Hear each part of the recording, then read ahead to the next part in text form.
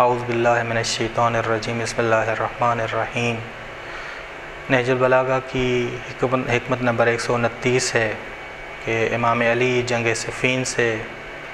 لوٹ رہے تھے اور کوفہ کے باہر ایک قبرستان پہ نظر پڑی تو امام اہل قبور سے مخاطب ہو کے امام نے کہا کہ اے وحشت کے گھروں میں رہنے والوں، خالی سرزمین تاریک قبرستان میں رہنے والوں، ایک خاک نشینوں، ایک غریب الوطن تنہائی کی زندگی گزارنے والوں، وحشت زدہ تم اس راہ میں ہم سے پہلے وفات پا چکے ہو اور ہم تمہاری راہ پر گامزن ہیں، ہم بھی تم سے ملحق ہونے والے ہیں، جبکہ تمہارے مال تقسیم ہو چکے ہیں اور یہ ہماری جانب سے تمہارے لیے خبر ہے کہ تمہاری وراثت تقسیم ہو چکی ہے، تمہارے وارثوں کی طرف چلی گئی ہے، وہ مال جو تم نے کمایا تھا، جس کے لیے پوری محنت کی تھی، زندگی پوری دی تھی، بس تمہاری جانب سے کیا خبر ہے، میں نے یہ خبر دی ہے تمہیں۔ پھر امام نے اپنے اصحاب کی جانب رخ کیا اور بولے کہ اگر ان کو کلام کرنے کی اجازت ہوتی، گویا امام ملکوت کو دیکھ رہے تھے، ان کے حالات جانتے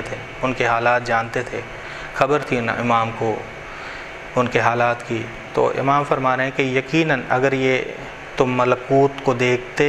وہ باطنی آنکھ رکھتے تو یہ دیکھتے کہ یہ کیا کہہ رہے ہیں، یہ تمہیں ایک ہی پیغام دیتے کہ زاد راہ تقویٰ ہے، اسے تیار کرو،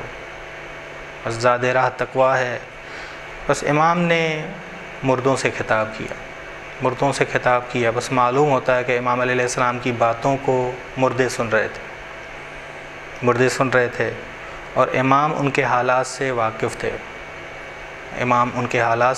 تھے، بس امام کی اس گفتگو کا ہدف یہ تھا کہ سخت دل پتھر دل لوگوں کو نرم کیا جائے اور ان میں رکت ڈالنا تھا تاکہ غفلت زدہ لوگ بیدار ہوں اور لوگ آمادہ ہوں کہ زاد راہ کو تیار کریں، تقوی سے محروم ہو کر نہ مریں۔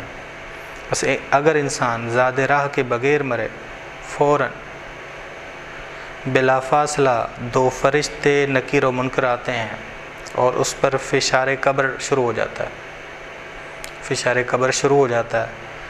آسان سوالات کے جواب انسان نہیں دے پاتا، آسان سوالات ہوں گے، عقائدی سوالات ہوں گے۔ برزخ میں پہلی رات جو آپ کہتے ہیں کہ مشکل ترین رات ہوگی، اس میں آسان سوال ہوں گے، عقائدی سوالات ہوں گے، من ربک، ما کتابک، من نبیک، من امامک، یہ آسان سے سوالات ہوں گے۔ اگر انسان روحانی لحاظ سے اپنے آپ پر انسان نے محنت کی، انسان قلبی لحاظ سے انسان حاضر ہے، انسان کے دل میں خدا رہا، امام کی محبت رہی، غرور نہیں رہا، انا کی محبت نہیں رہی، تکبر نہیں رہا، تو وہ جواب دے پائے گا۔ بس یہ آسان سے سوال ہوں گے، بہت سارے لوگ ان آسان سوالات کے جواب نہیں دے پائیں گے، بس خدا کرے توفیق ہو کہ ہم ان آسان سوالوں کے جواب وہاں دے پائیں۔ بس امام علیہ السلام فرماتے ہیں کہ انسان جب مرتا ہے، جو اسے غسل دیتا ہے اسے بھی انسان پہچانتا ہے، اور اس کے جنازے میں جو اس کے لاشے کو اٹھائے ہوئے چلتے ہیں ان کو بھی پہچانتا ہے۔ قبر میں داخل ہوتا ہے، دو فرشتے اس کے پاس آتے ہیں تاکہ عقائدی سوالات کریں، بس عقائدی سوالات پوچھتے ہیں۔ اہل قبور کی زیارت مستحب ہے، میت کے لیے دعا کرنا بہت زیادہ مفید ہے۔ اہل قبور کی زیارت کرنے کے لیے بہت زیادہ تاکید کی گئی کہ زیارات کرنے جاؤ، وہ منتظر ہوتے ہیں، ایک تو ان تک کوئی چیز پہنچاؤ گے، پھر تم موت کو یاد رکھو گے تاکہ زاد راہ کو اکٹھا کرو گے۔ بس امام کے بیان کرنے کا مقصد یہ ہے کہ یہ تمہیں خبر دیتے ہیں کہ زاد راہ کو اکٹھا کرو، یہ تمہیں بتا رہے ہیں کہ زاد راہ کو اکٹھا کرو، آؤ تو خالی ہاتھ نہ آؤ، ایسا نہ ہو کہ پوری محنت ضائع ہو جائے تمہاری، ٹھیک۔ بس اہل قبور کی زیارت جمعے کے دن پڑھنے سے مردوں کو آسانی ملتی ہے، قبر کی آسانی، قبر برزخی کے۔ رسول خدا صلی اللہ علیہ وسلم فرماتے ہیں کہ جو شخص سورہ ملک میت کی قبر پہ پڑھے گا تو اس میت کو عذاب سے نجات ملے گی، نجات ملے گی۔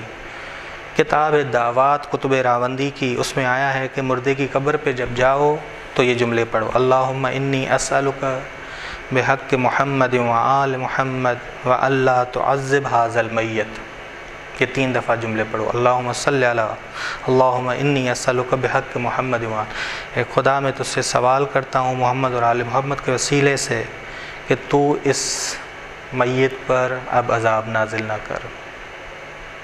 بس ہم جاتے رہیں اور موت کو یاد کرتے رہیں، زاد راہ کو اکٹھا کرتے رہیں۔ قبرستان جانا ایک سنت ہے، ایک مستحب عمل ہے۔ اس امام علیہ السلام نے ملکوت کو دیکھا، ان کو بھی باتیں سنائی مردوں کو، اور مردوں کی باتیں بھی اپنے اصحاب کو سنائیں۔ وصلی اللہ علی محمد اہل بیتہ الطیبین الطاہرین۔